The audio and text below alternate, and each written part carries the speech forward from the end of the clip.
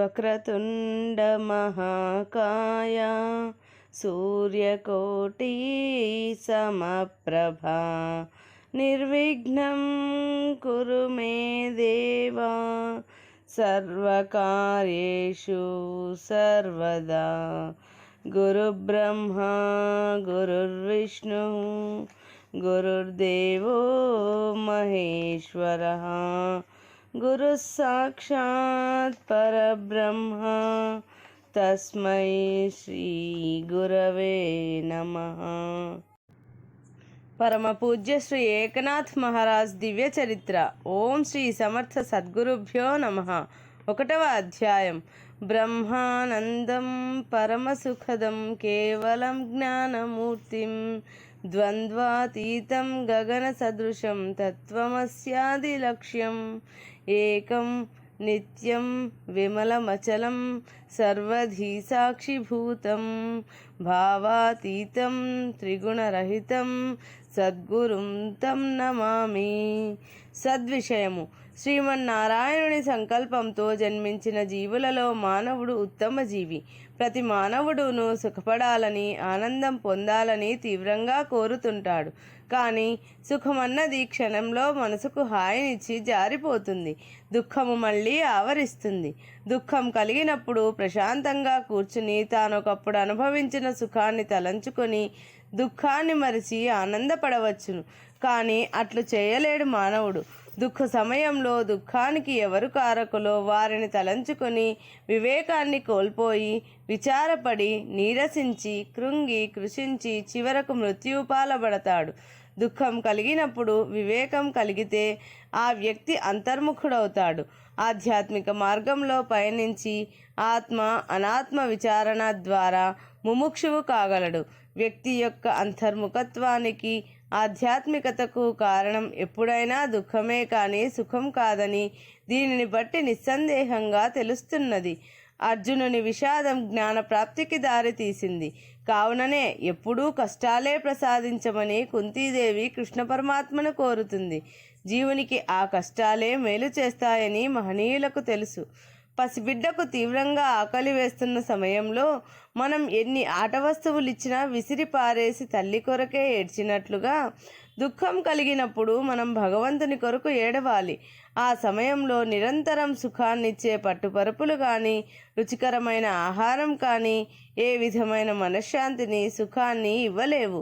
ఇది అందరికీ తెలిసిన విషయమే. ఆ దుఃఖాన్ని పోగొట్టే కీలకం ఒక్క సద్గురువు దగ్గరే ఉంటుంది. పసిపాప తల్లి కొరకు వెంపర్లాడే విధంగా సద్గురువు కొరకు అన్వేషించాలి. తీవ్రమైన ఆకాంక్షతో జిజ్ఞాసతో నిరంతర స్మరణతో వెతికితే సద్గురువు లభిస్తారు. ఈశ్వరునితో నిత్యయుక్తులకు యోగులు మాత్రమే ముముక్షువులకు మార్గనిర్దేశనం చేయగలరు. అటువంటి సద్గురువు లభించిన వారి జన్మ ధన్యము. అసతోమా సద్గమయ తమసోమా జ్యోతిర్గమయ మృత్యోర్మా అమృతంగమయ అనగా అసత్యము నుండి సత్య దర్శనమునకును, చీకటిలో నుండి వెలుగులోనికి, మృత్యువు నుండి అమృతత్వమునకు తీసుకొని పోగలవారు. అటువంటి మహాత్ములైన గురువులు ఎందరో మన భారత భూమిపై అవతరించి ఆశ్రితులను సన్మార్గంలో నడిపించారు. అటువంటి సద్గురువులు పూర్వం ఉన్నారు, ఇప్పుడును ఉన్నారు, ఇక ముందు కూడా ఉంటారు. మహాత్ముల దర్శన, స్పర్శన, సంభాషణ, సంసేవన భాగ్యం లభించిన శిష్యులు, వారి ప్రేమను ఆస్వాదించిన శిష్యులు ఆ గురువులను ఎంతో గట్టిగా పట్టుకోవాలి. దీనినే మర్కట కిశోర న్యాయం అంటారు. అనగా కోతిపిల్ల తల్లిని పట్టుకొని విధముగా గురువును శిష్యుడు విడువక సేవించవలెను అని సిద్ధాంతం. ఆ విధంగా సేవించే శిష్యుణ్ణి సకల బాధల నుండి పిల్లి తన పిల్లలను సంరక్షించుకుని రీతి సద్గురువు సంరక్షించగలడని పెద్దలు చెప్పి ఉన్నారు. ఇది సత్యము. శ్రీ విఠల్ బాబా వారు రాసిన శ్రీ అక్కల్కోట స్వామి చరిత్రయందు ఈ క్రింది విధంగా తెలిపి ఉన్నారు. దానినే మనం స్మరించుకుందాము. జగద్గురువు ఆదిగురువు శ్రీ దత్తాత్రేయుడే. ఆయన తన తత్వాన్ని అర్హులైన శిష్యులకు తెలిపేందుకు, దుఃఖాన్ని దూరీకరించేటందుకు, ముముక్షు మార్గంలోకి మళ్లించి భక్తులకు మోక్ష మార్గం చూపేటందుకు సర్వకాల సర్వావస్థల యందును సంసిద్ధంగా ఉంటారు. శ్రీదత్త స్వామి త్రిమూర్త్యాత్మకుడు, త్రిగుణాత్మకుడు మరియు త్రిగుణాతీతుడు. త్రిగుణములను సమన్వయపరుచుకొని అధిగమించిన అత్రి మహర్షికి ప్రసన్నుడైనాడు. ఆయన కోరికపై అతనికి పుత్రుడై దత్తాత్రేయ నామాన్ని స్వీకరించాడు. శ్రీదత్తుని లీలలు దేవతలకు మునులకు కూడా అంతు చిక్కవు. కానీ ఆ జగద్గురుడు సాధకులపై ప్రీతి చేత తన తత్వాన్ని తెలిపే సద్గురువుగా భూమిపై అవతరిస్తాడు. ఆయనే శిష్యుడుగా అవతరించి శిష్య లక్షణాలను, గురువుగా గురుతత్వాన్ని వెలుగులోనికి అనగా అందరికీ అందుబాటులోకి తీసుకువస్తాడు. ఆది నుండి ఈ గురు శిష్య పరంపరే అనే సత్సంప్రదాయము ద్వారానే ఆత్మవిద్య వెలుగులోనికి వస్తున్నది. శ్రీదత్తుడు యోగీశ్వరేశ్వర చక్రవర్తి అని స్తుతించబడినాడు. ఈయనే మహాభయ నివారకుడు, మహాజ్ఞాన ప్రదాత, సకల సంపత్ ప్రదాత, యోగ ప్రదాత. ఈ ప్రపంచంలో ఎవరికి ఏది కావాలన్నా ఇవ్వగల సమర్థుడియన. అయినప్పటికీ వారి వారి యోగ్యతలకు అనుగుణంగానే దేనినైనా ఇస్తుంటాడు. కోరిన కోరిక నెరవేరక కొందరు సద్గురు రూపుడైన దత్తుణ్ణి వదిలివేస్తారు. కానీ వారి కర్మలు కొన్ని అడ్డుపడుట ద్వారా వారి కోరికలు నెరవేరుట లేదని తెలుసుకోలేరు అని శ్రీ శ్రీ శ్రీ విఠల్ బాబా గారు ఉద్బోధించినారు. స్వామి సర్వధీ సాక్షిభూతం, అందరి మనసులోనూ బుద్ధులలోనూ సాక్షిగా ఉన్నవాడు కావున దత్తుడు అటువంటి వారికి కూడా వారి కర్మలను వీలైనంత త్వరగా తొలగించేందుకు అనేక రీతులా శోధిస్తాడు. సాధకుడు సానుకూలంగా స్పందిస్తే అవి తొలగిపోయి శుభం చేకూరుతుంది. లేకుంటే కొన్ని జన్మల వరకు ఆకర్మానుభవం తప్పదు. సద్గురుని అండలో కర్మలను అనుభవించుటలో బాధలు శీఘ్రంగా సమసిపోతాయి. ఈ కీలకం తెలిసి ఆచరించేవారు, సేవించేవారు తక్కువ.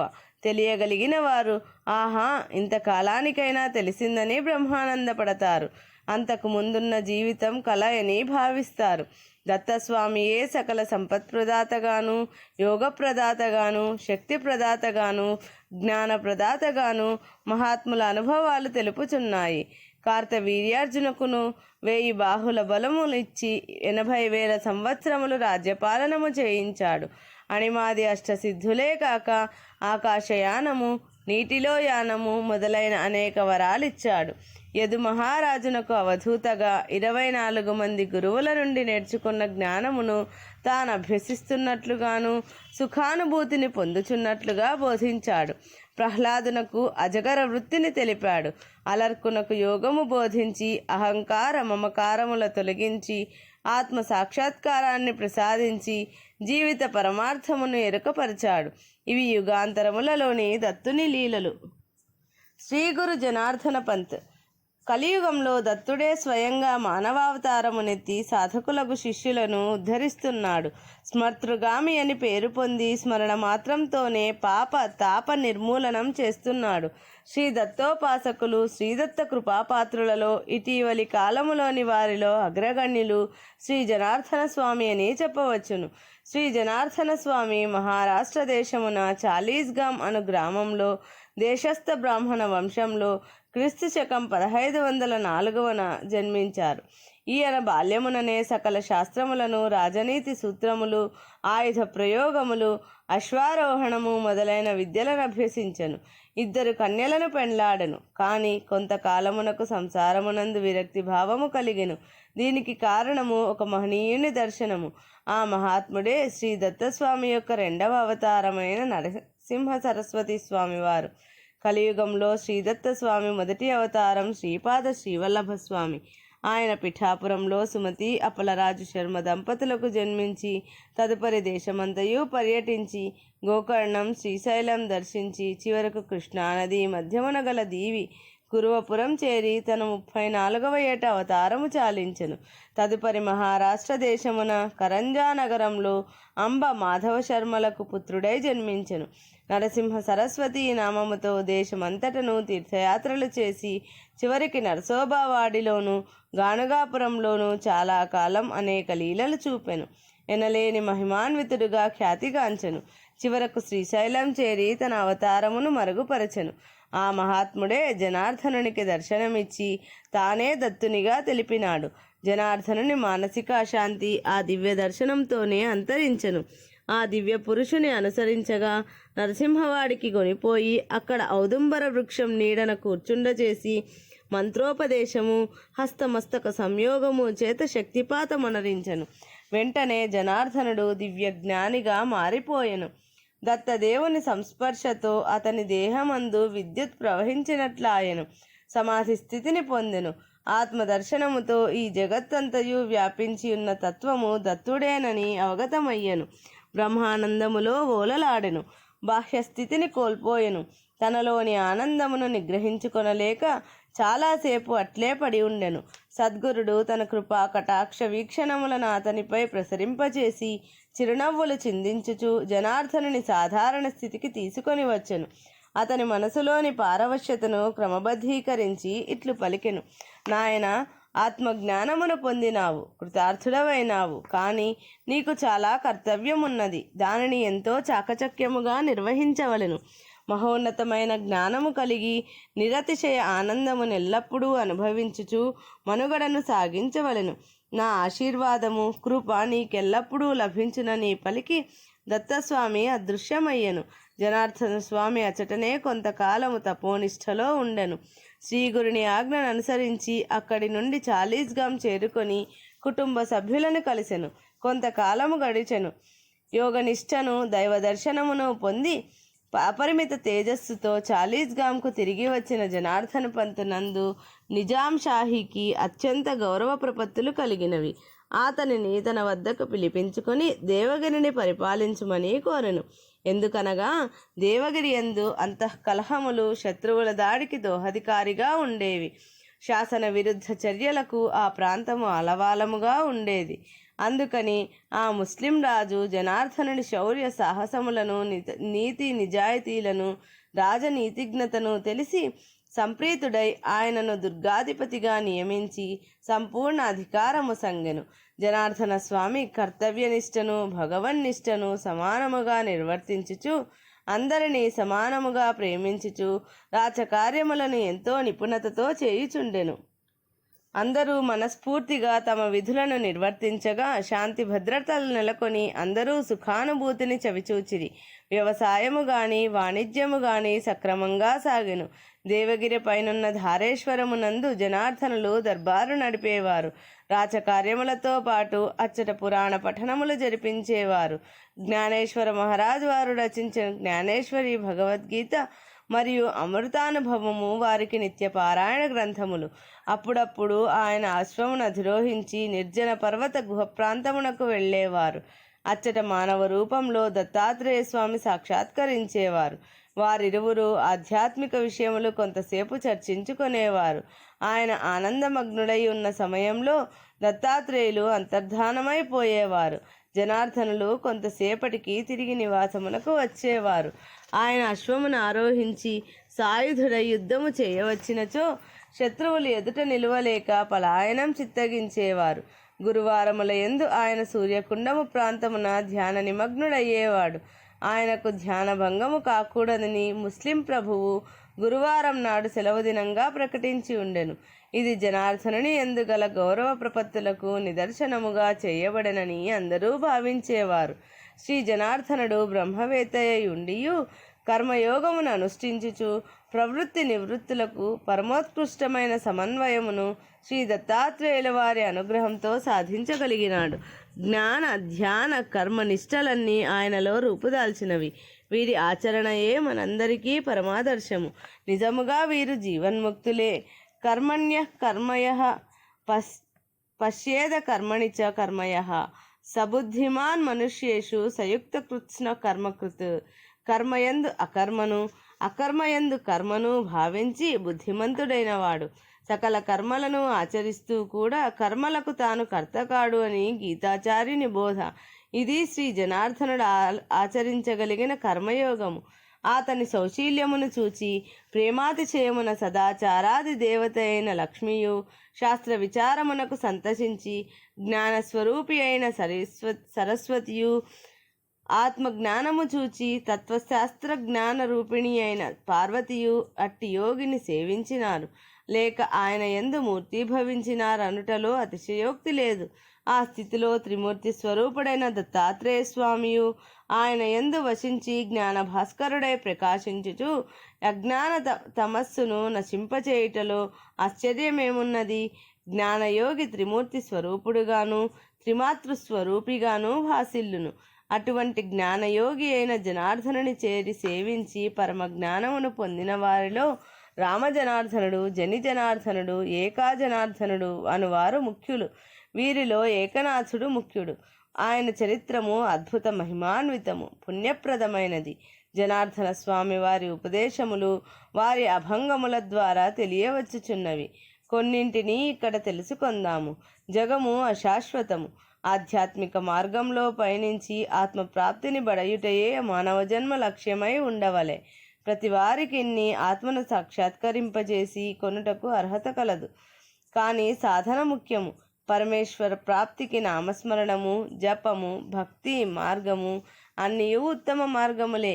ఆనాడు పుండలీకుడు సాధించిన సాధన నామ సంకీర్తనమే. ఆ మార్గమున కూడా భగవద్ దర్శనము పొందవచ్చును. మహాత్ముల సాంగత్యము, సేవలు, వారికి వందనమునర్చుట ఇవన్నీ సాధనలే. జాతి భేదము లేక అన్న సంతర్పణము ఇవన్నీ చిత్తశుద్ధికి దోహదకారులు. చిత్తశుద్ధి ఏర్పడిన తీర్థయాత్రలు చేయకున్నను భగవంతుడు సంతోషపడి నీవు ఎక్కడ ఉంటే అక్కడే ప్రత్యక్షమగును అని బోధించారు. ఆ ప్రదేశమే పుణ్యక్షేత్రమగును. శ్రీ జనార్దన స్వామి వారి యోగానుభవములను ఇట్లు వర్ణించారు. ఆకాశమంత పెద్ద చక్రములలో చిన్న చిన్న చక్రములు కనిపించును. అందు ముత్యాల గుత్తులు పొదగబడినట్లు దర్శనమిచ్చును. పద్మరాగ ఛాయలో వెలుగులు దర్శనమిచ్చును. దీపములు లేకనే వెలుగులు మాత్రమే కనిపించును. ముత్యములు, మణులు స్వయంగా ప్రకాశించున్నట్లు దర్శనమగును. తెల్లని నురుగు మరియు పండు వెన్నెల కాన్పించును. ఖద్యోతములు, నక్షత్రములు, చంద్ర సూర్యులు క్రమక్రమముగా గోచరించును. హంస నిశ్చల ధ్యానమున నిలుచును. దాని కన్నులలోనికి సూటిగా చూడవలెను. ధ్యానానందావస్థను వీడరాదు. సకల ఆత్మలకు అధీశ్వరుడు నిత్యుడైన పరమాత్మ ప్రకాశమును తనలో చూడగలరు. ఆ స్థితిలో ఆత్మయే పరమేశ్వరుడని తెలియబడును అని బోధించిరి. మంచు, ధూమము, సూర్యచంద్రులు, ఖగోళములలో విద్యుల్లతలు, స్ఫటికాదులు కనిపించుట బ్రహ్మ సాక్షాత్కారమునకు ముందు కలుగు దర్శనములు. తదుపరి పరమయోగ సిద్ధి కలుగును. ధ్యానము ప్రారంభం నుండి దర్శనాల కొరకు ప్రయత్నించుట వెర్రితనము అని తెలిపెను. తొలుతగా సాధనాక్రమం ఆచరించి తీరవలెను. ఆ జనార్దన స్వామి శిష్యులలో ముఖ్యుడు ఏకనాథ స్వామి. వారి చరిత్ర అత్యంత పుణ్యప్రదము. పైఠన్ పుణ్యభూమి. ప్రాచీన కాలంలో ప్రతిష్టానపురమను పేరు ప్రసిద్ధి చెందిన పట్టణము తరువాతి కాలంలో పైఠన్ నగరమైంది. ఆ పట్టణంలో సదాచార సంపన్నులైన బ్రాహ్మణ కుటుంబములు, వేదశాస్త్ర పురాణితిహాసములను పుక్కిటబట్టిన వేద పండితులతో శోభిల్లు పండిత పీఠము కూడా ఉండేది. బ్రాహ్మణ పరిషత్ ఏ తీర్మానమిచ్చినా రాజులు దానిని అమలు జరపవలసి ఉండేది. ఆ పట్నంలోనే సంత్ జ్ఞానేశ్వరులు గేదెతో వేదం పలికించి పండితులందరకు జ్ఞానోదయం కలిగించారు. ఆ పట్నంలో శుద్ధ శ్రోత్రియ బ్రాహ్మణ వంశంలో క్రీస్తు శకం 1533 సంవత్సరంలో ఏకనాథ్ గారు జన్మించెను. ఆయన తల్లి రుక్మిణీబాయి, తండ్రి సూర్యనారాయణ, తాతగారు చక్రపాణి. వీరి వంశము భక్తి మార్గంలో ప్రసిద్ధి చెందింది. వీరి ముత్తాత ప్రసిద్ధ భక్తశిఖామణి పండరి భక్తుడు భానుదాసు. ఆయన తన భక్తి చేత పాండురంగాన్ని మెప్పించిన గొప్ప ఇతిహాసము కలదు. భక్తి అను సౌధమునకు ఈయన పునాది రాయి అనవచ్చును. మహాభక్త భానుదాస్ బాల్యము నుండి భగవంతుని భక్తితో కీర్తిస్తూ పెద్దల సాంగత్యంతో భగవంతుడు పిలిస్తే పలుకుతాడని విన్నాడు. అయితే అలా ఎవరికైనా పలికాడా? అలా పలికించుకున్న వారిని తాను దర్శించాలని కోరుకునేవాడు. అందుకే ప్రతి పెద్ద మనిషిని మీకు భగవంతుడు కనిపించినాడా? మీరు పిలిస్తే ఎప్పుడైనా పలికినాడా? మీతో దేవుడు మాట్లాడినాడా అంటూ ప్రశ్నించేవాడు. ఇతడేదో ఆకతాయిగా హేళనగా ఇలా ప్రశ్నిస్తున్నాడని వాళ్ళు పోరా, మాకు పలికితే నీకెందుకు, పలకకపోతే నీకెందుకు, మా భక్తి ఏదో మేము చేసుకుంటున్నాం, నీవే సాధన చేసి పలికించుకో అనేసి వారి దారిన వారు పోయేవారు. భానుదాసుకు మనసులో ఆవేదన, తపన ఎక్కువైంది. పాఠశాలకు పోవడం, విద్యలు నేర్వడం దేనికి? ధనం సంపాదించేటందుకేనా? వేద పఠనం వల్ల కానీ, సంధ్యావందనాల వలన కానీ, కీర్తనల వలన కానీ భగవంతుని దర్శించగలిగామని ఒక్కరూ చెప్పడం లేదు. అటువంటప్పుడు ఇవన్నీ వృధాయే కదా అనుకున్నాడు. ఊరి బయట ఉన్న దేవాలయానికి పోయి రామచంద్రుని పాదాలు పట్టుకొని, నీవు మాట్లాడుతావా మాట్లాడవా? మాట్లాడకుంటే నా జన్మ వ్యర్థమే. నేను నీ పాదాల వద్ద ఇలాగే కూర్చుంటాను. అన్నం నీళ్లు ముట్టకుండా ఇలాగే ఉంటాను. అలాగే చనిపోతాను. అలా పోయినా పోనేమనుకుంటే మాట్లాడు. నీవు అలాగే ఉండు, నేను ఇలాగే ఉంటాను అంటూ భీష్మించుకుని కూర్చున్నాడు. అలాగే నీరసంతో నిద్రలోకి జారాడు. 2 రోజులు గడిచాయి. అది పాడుబడిన దేవాలయం కావున ఎవరూ రారు. 3వ రోజు ఒక బ్రాహ్మణుడు భాను అంటూ తట్టి లేపారు. కళ్ళు తెరిచి చూచాడు భానుదాస్. ఆయన ముఖవర్చస్సు దేదీప్యమానంగా ఉంది. తనకు పరిచయమైన వ్యక్తి కాదు. ఆయన చేతిలో పాయసం గిన్నె ఉంది. ఎవరని అడిగితే, నీకు కావలసిన వాడినే, ఈ పాయసం తిను నాయనా అంటే, ఎవరు పంపారని అడిగాడు భానుదాస్. ఇంకెవరు, నీవు ఎవరి సన్నిధిలో ఉన్నావో ఆ శ్రీరామచంద్రుడే అన్నాడు. ఏమిటి, నా మాట ఆయనకు వినిపించిందా? ఆయనే స్వయంగా పంపాడా నిన్ను? మరి నాతో ఆయన మాట్లాడవచ్చు కదా అంటూ ఆ పాయసం గిన్నె అందుకొని గటగటా త్రాగేశాడు. శ్రీరాముని వంక చూస్తుండగా సమాధి స్థితిలోనికి వెళ్ళిపోయాడు. చుట్టూ అంతా దివ్య తేజస్సు, బాహ్య ప్రపంచం ఉనికే లేదు. అలాంటి స్థితి నుండి బయటకు వచ్చేసరికి 7 రోజులు పట్టింది. కన్నులు తెరిచి చూస్తే ఆ బ్రాహ్మణుడు మరలా దర్శనమిచ్చాడు. మహాత్మా, ఎన్ని రోజులైంది? నాకేమైందో నాకే తెలియడం లేదు అన్నాడు. నాయనా, 7 రోజులు అయింది. నీవు బ్రహ్మానందానుభూతిలో లీనమైనందున సమయం తెలియలేదు. ధన్యుడవైనావు. నీ తపస్సు ఫలించింది.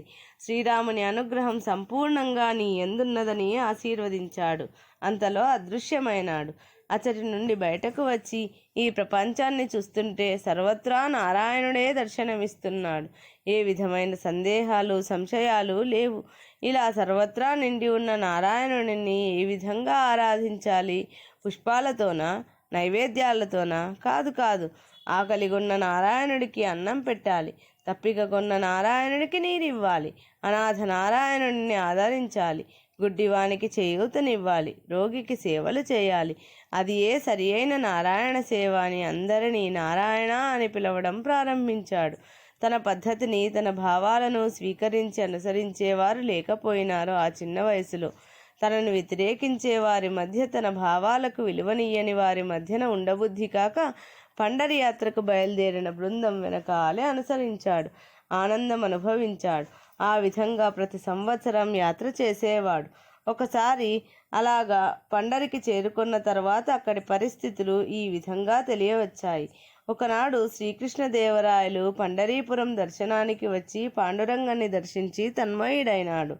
ఈ రంగని నిత్యము ప్రభాత సమయంలో దర్శించని జన్మ ఎందుల కనిపించింది. వెంటనే మంత్రిగారికి ఆజ్ఞాపించారు. దీనిని విజయనగరం చేర్పించి దివ్యమైన మందిరంలో ప్రతిష్ఠించాలన్నాడు. ఇంకేమున్నది, రాజాజ్ఞను తలదాల్చకుంటే మన తలలే ఉండవని మంత్రులు భట్టులు రాజు చెప్పినట్లే చేశారు. పండరీపురం నుండి విజయనగరం వరకు శాస్త్రోక్తంగా మంత్రోక్తంగా పాండురంగని విగ్రహాన్ని తరలించుకొని పోయి అక్కడ దివ్యమైన భవ్యమైన మందిరంలో ప్రతిష్టాపన చేశారు. ఈ సంగతి అంతా పండరిలో ఉత్సవాల కొరకు చేరిన భజన బృందాలకు తెలియవచ్చింది. బృందాల వారందరూ పోయి అక్కడే రంగడికి మొరపెట్టుకొందాము. మన దేవునికి మనపై ప్రేమ లేక తరలిపోయాడా? ఏదైనా అపరాధం మన నుంచి జరిగిందా అనుకుంటూ అందరూ ఏడుస్తున్నారు. అప్పుడే విషయాన్ని విన్న భానుదాస్ భయపడి, ఏడిస్తే ఏం లాభం లేదు, ధైర్యంగా ఉండండి, ఆలోచించి కార్యసాధన చేయాలి అన్నాడు. నాయనా, ఆ రాజు సామాన్యుడు కాడు, బలము కలవాడు, మరింత భక్తి కలవాడు. కాబట్టే మన రంగడు కూడా ప్రేమతో అక్కడ పూజలు నైవేద్యాలు అందుకుంటూ ఆనందంతో ఉన్నాడు అన్నారు పెద్దలు. కృష్ణదేవరాయలు రాజే అగును కాక మీరు అంతకన్నా ప్రేమ చూపిస్తే స్వామి మీ వద్దకే వస్తాడు. మీరిక్కడ భజనలు మానకుండా చేస్తూ ఉండండి. తొలి ఏకాదశిలోపు నేను వెళ్ళి రంగణ్ణి తీసుకువస్తాను అని వారిని ఊరడించి విజయనగరానికి చేరుకున్నాడు భానుదాస్. దేవాలయం ముందు నిలిచాడు. ఏమి రంగా, నిజంగా చెప్పు, నీ భక్తులకు దూరంగా ఎందుకు వచ్చేశావు? నీకేమైనా అపరాధం చేశారా వారు? దీనుల రక్షించేటందుకై కంకణం కట్టుకున్న నీవు రాజభోగాలకెందుకు మరిగావు? ఈ వజ్రాల కిరీటాలు, రత్నాల హారాలు బీద భక్తులు ఇవ్వలేరని వచ్చావా? నీ వారందరినీ ఏడిపించి నీవు ఎలా ఆనందిస్తావయ్యా అంటూ రంగణ్ణి నిలదీసి అడిగాడు. పాండురంగని లీల. పవళింపు సేవ జరుగుతున్న సమయంలో భానుదాస్ గర్భగుడిలో ప్రవేశించాడు. సేవలు ముగించి పూజారి గర్భగుడి తాళం వేసి వెళ్ళిపోయాడు. రంగని కాళ్ళు పట్టుకుని, రంగా, నీకిక్కడ జైలు లాంటి ఈ గుడి సుఖాన్నిస్తుందా? హాయిగా పండరీపురంలో చంద్రభాగా తీరంలోని ఇసుక తిన్నెలపైన ఆడుకుంటే సుఖం గాని ఇదేమి సుఖమయ్యా? నీకింత నిర్దయ తగదయ్యా. నీ భక్తులంతా నీవు అక్కడ లేవని కృంగి కృషించిపోతున్నారయ్యా అని ప్రార్థించాడు. పాండురంగడు భానుదాసుని కౌగిలించుకున్నాడు. తన మెడలోని నవరత్నహారాన్ని భానుదాస్ మెడలో వేస్తూ, నాకు ఈ హారాలు ఇవి ఏమాత్రం తృప్తినియ్యవు. నా మనసంతా పండరీలోనే ఉంది అనగానే, అయితే ఇంకేమీ పద పోదాం పండరికి అన్నాడు భానుదాస్. ఆగురా, నేను చెప్పేది పూర్తిగా విను. శ్రీకృష్ణదేవరాయలు రాజే కాదు, అతడు గొప్ప భక్తుడు కూడా. ఆహా, భక్తి పారవశ్యంతో అతడు తన్మయుడవుతాడు. ఆ స్థితి వర్ణింపరానిది. కానీ నీ భక్తి యొక్క పరాకాష్ట పరిపక్వతలను నా భక్తునికి రుచి చూపడం నా కర్తవ్యం.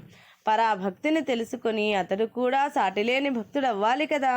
అందుకే నా ప్రయత్నం. నీవు వచ్చావుగా, ఇక తెలుపుతాను అంటూ కౌగిలించుకున్నాడు. భానుదాస్ శ్రీ పాండురంగని మాయతో దేవాలయం మరుగుపై నిద్రించాడు. మెలకువ కలిగేసరికి రాత్రి స్వామితో జరిగిన చర్చల పర్యవసానం గురించి యోచిస్తూ తుంగభద్రలో స్నానమాచరించి అభంగాలు పాడుకుంటూ గుడికి తిరిగి వస్తుండగా రాజభటులు వచ్చి పట్టుకున్నారు.